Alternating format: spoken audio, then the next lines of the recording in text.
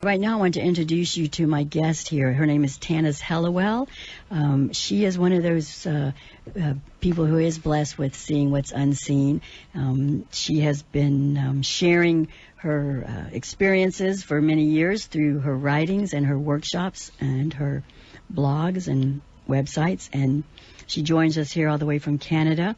She does travel internationally and shares her work with the nature spirits and her experience with mystical ancestors as of recently. So her latest book was inspired, and she was asked to, she was requested of the spirits of Kauai to write this book. It's entitled The High Beings of Hawaii, Encounters with Mystical Ancestors. And so I now introduce you to, welcome Tanis to Kauai and to KKCR. Well, I know you've been to Kauai before, but welcome to KKCR. Thanks so much for having me, Tracy. Tanis, the high beings of Hawaii. You and Simon had come here to actually have a vacation, and lo and behold, one of your unseen friends to others appeared. So, I mean, how do you want to start this? It's a little difficult to think of where do you start a conversation like that. But as you just said, yes, I've been seeing little people, if you like, unseen beings, even large people, since I was a child. And I have a friend who happens to be a leprechaun. And years ago, I met him in Ireland, and his name is Lloyd. And I was on holiday here with Simon, my partner, and all of a sudden Lloyd appeared. And he appeared in traditional Hawaiian costumes and said that he wanted to introduce me to beings of Hawaii. And my original thought was he's going to introduce me to menehune, which a lot of people think are the elementals or nature spirits of Hawaii. But it was much larger than that. And yes, I did meet menehune, but he also introduced me to ancestors, and the mo'o especially, which are the ancestors of a certain family group. And this went on not only on Kauai, but on Maui. And he asked, and they asked, if I would consider writing a book about this. And this went on over several years. And what was so strange about this, Tracy, is that I am not Hawaiian, and my first time here was in '77, actually, and I've been here many times since, and I feel drawn, as many people do, to here, and I'm sure it's the ancestors that are drawing us back, but I am not a local Hawaiian. And I said, now, why would you ask a non-Hawaiian to write a book about ancestors? Like, that's a good question, don't you think? Definitely. And they said, because the importance of ancestors is not just for Hawaiians. And we need to get this message to more people, and not just First Nations. In Canada, we say First Nations. Some countries say Indigenous peoples. But we have to have somebody who can bridge these cultures. And I've been fortunate enough that throughout my life, I've worked with many First Nations. In fact, my birth name is actually Cree, which is Canadian First Nations. And it means daughter to the people, which an elder told me was, and it's daughter to all people. Is that Tanis? Yes, Tanis. And as I said, it is my birth name. It isn't a name I gave myself. Right. So I felt this, and I've always felt it. I love the record you just played, because I've always felt this calling to help link up all peoples of the earth. And here I am. And, bless you for having me on your show, because as you said so aptly, not everybody believes in unseen beings, although I think this is changing, don't you? Oh, yes, I think it's definitely changing. And I think people are at least opening up to the possibility. and that's where it starts, right? People have to just recognize that, if you don't want to believe, just, that it's possible, right? I think that's it. And in the last several decades, people are now seeing crop circles and UFOs. And I remember when Time magazine did a survey on how many people believed in angels, and it was about 50% of people believed in angels. And yet they haven't seen angels, but they still believe in them. So it's the same with elementals or nature spirits who are guardians of the earth. More people are now believing in them. Okay, so let's just maybe define, just for people who don't know what the term elementals is. Most people think elements: fire, earth, air, water, gas, or whatever, right?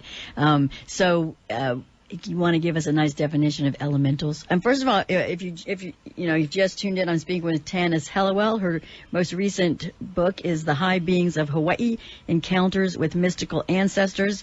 Also, Tanis, I'd love for you to give out your website if people just want to do a little, discovery about you on your website. Okay, I'll give out a couple. One is www.iitransform.com, because we have had an International Institute for Transformation for 20 years.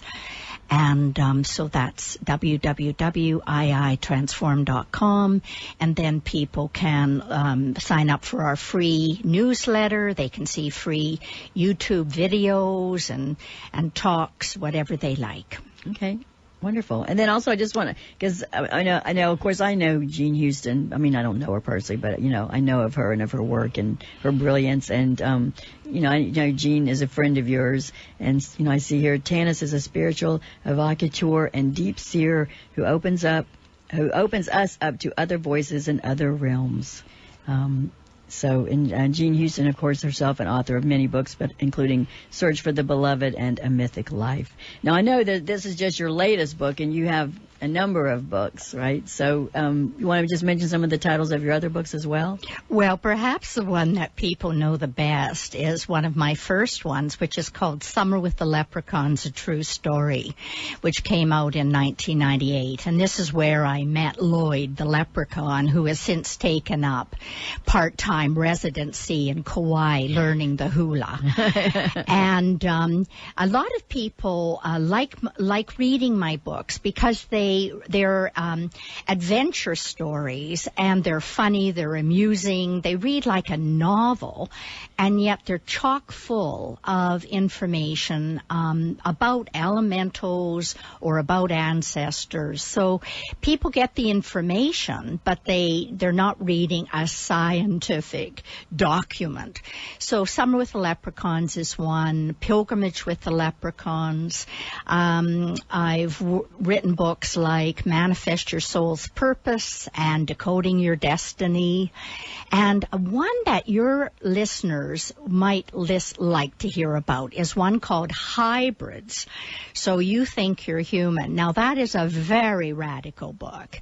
And that is for people who already believe in angels or elementals and think, well, is it possible that I could actually be an angel who's living on the earth? And so I talk about 22 possible hybrids that we all look human all over the world, although we're red and white and yellow and red and black, but we all look the same, basically human. But have we got different ancestry, some from the stars and some from the earth? And that book actually has become my second best-selling book, which I found very interesting. Yeah, well, I think it's fascinating. So anyway, you know what? We never did the definition of elementals. Okay, go back. We better go back to Elementals 101. So elementals are also called, that's a name that I prefer because that's what they call themselves, but other people might call them nature spirits or little people. And examples of them would be fairies, gnomes, goblins, leprechauns. In Germany, they would call them Kabouches. So every country in the world has a version of elementals, and in Hawaii they call them menehune.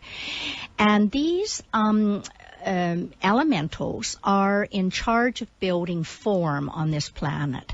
So that means that all the plant life and the trees, all the water, the air, there are air elementals, which you could call sylphs, fire elementals associated with Pele, of course, who's also working with our wonderful sun, and that these elementals are working with spiritual laws in nature.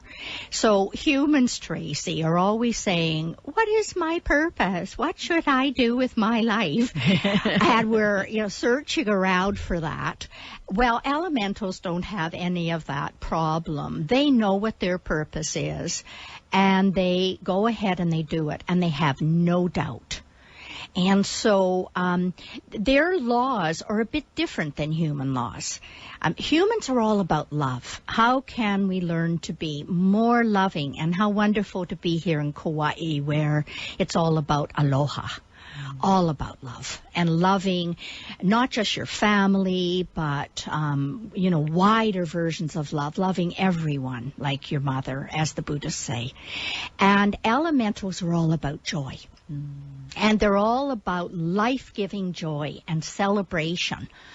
And so working with elementals has been a magical journey, because it's very spontaneous and you never quite know where you're going. And I am a very organized person, and so this has been quite a learning. Well, I just have to say, because you can't see Tana's, but as soon as you could just see when she just totally just lit up, just talking about the joy that she has experienced, is that I guess kind of reverberates through and from the elementals. And I mean, my body's kind of goosebumpy too. And it just so resonates with me about the elementals are all about joy. And joy is just something that it's not even happiness. It's a whole nother level. I think it's so more internal. In my feeling about joy is it's way more internal than happiness. To me, in a way, happiness can be a little bit fleeting, but when you really tap into joy, it's just something I think that can really just stay with you. What do you think that? I mean, totally. Yeah. It's like peace. Peace is something that permeates everything you do, and joy is the same. And I think the older I become, the less that I'm in my own way. The less I love that. It's so brilliant, and it's so true. We just get out of our way. Get out of our own way and just surrender to the moment. Surrender to what Spirit wants, and things will be much easier for you. So that's what my life is all about, really. We've actually got a leprechaun site. My leprechaun friend, after 30 years, said, look, Hallowell, we need to have a site just for me and for people who are attracted to me. And I said, oh my God, that's all I have to do now. And so if anybody's interested, go on and have a look. It's called Leprechaun Sight. LeprechaunSight.com. Is that S-I-T-E or S-I-G-H-T? Well done. No, it is S-I-T-E. Leprechaun Sight. As in sacred sight, right, he would say. And there are actual pictures of elementals on that site. And in our newsletter, which we put out every single month, we have a little section for pictures that people send for elementals and things like that. So, people may be listening and thinking, oh, this is sounding a little bit kooky. But what I'd like to just mention to them is what we're talking about now may sound kooky, but for 30 years, I also worked as a management consultant during the day.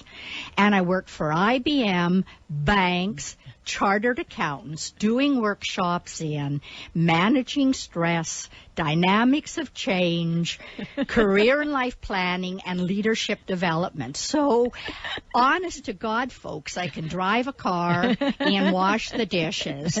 And that's what it's all about. It's how can we live in this world fully functioning and still be available to these other realms of the ancestors, and to see what are they wanting us to do now to help the earth. So it's transforming ourselves, but why are we transforming ourselves? That's the first step to become guardians of this beautiful planet, which is our real purpose. Hear, hear. I second, third, in all dimensions that. All of the 13 dimensions, or however many there are. Tanis, do you think that Lloyd the Leprechaun would enjoy watching a roller derby? He's really into hula. Oh, he likes hula. Oh, he has been studying hula. He's really into that, yes. Mm-hmm. That's a far cry from roller derby. It sure is. But he's trying to learn how to be a little more yin. Oh, right. Yeah. So for those of you, maybe the one or two aren't familiar with the term yin, it means more feminine. Yin is the yin and yang is, of course, the polarity. And one of the things it represents is male and female, and yin is the female side of the yin and yang. So, and also Chinese, yes, in celebration Chinese. Of the Chinese, that's right, the Chinese New Year. That's right. So get your yin on. That's right. People may say, well, what the heck is a body elemental? And body elemental is the body consciousness. And the more that we learn about the functioning of our heart and our mind being different than our brain, the more we know that we are programming ourselves. And we are 99.9% ether. And yet we look like we're solid or we're made up of water molecules, but we know scientifically that this is not true. So in other words, our physical eyes deceive us. And the body elemental is the etheric being that lives in that 99.9% that looks after building our body from the moment of conception, holds it alive for our entire life, and we can actually learn to cooperate and work with it in order to heal ourselves. Should it be our destiny? And I really have to answer that question, because some people think, well, regardless, and no, if it's our destiny. But working with our body elemental ultimately not only allows us to heal ourselves now, but heal the ancestral wounds. The ancestral wounds that we're carrying through our mothers and our grandparents and whatever. And we all have these wounds, these ancestral wounds. It's called epigenetics now, and we know that this is scientifically proven. And so they're programmed into our cells. And working with the body elemental, we eliminate this. So that's what we're going to be doing on the Saturday, is working with our body elemental to eliminate these wounds and get past our fears of re-wounding ourselves. Right. Beautiful. And I just remind me of, Angela's Arian. You probably know who she is. Yes, Arian. I do. And, one of her big things was, do you want to stop being the lineage bearer? Right? And I just got goosebumps, like the lineage bearer for whatever those fears might be, shame might be, all those things that sometimes we just carry in our lineage. And we do have the ability to end that, and then it doesn't keep going, We totally do. And I even work, Tracey, in Europe, in Switzerland and Germany, with psychiatrists and doctors who actually host my workshops in their clinics to help people eliminate these things.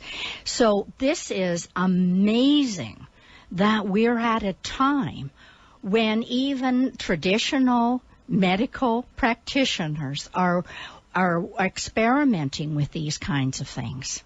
I am so happy to hear that, because let's face it, especially in Germany, there was a lot of atrocities that happened there. Sure so was. there was a lot to clear up. Yeah.